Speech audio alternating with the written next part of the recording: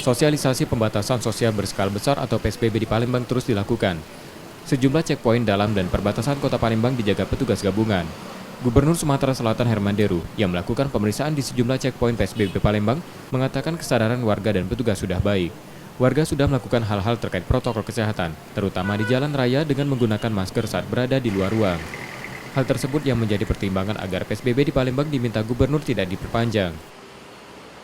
Dan petugas saya cek tadi di 4 checkpoint ini tidak satu pun menemukan kekerasan gitu. Jadi masyarakatnya juga ikut dengan himbauan tanpa harus pakai nada-nada tinggi lah. Ini saya berterima kasih. Saya harapkan, yang paling saya harapkan adalah PSBB ini kalau memang ini menunjukkan tren baik, ya nggak usah diperpanjang ke depan.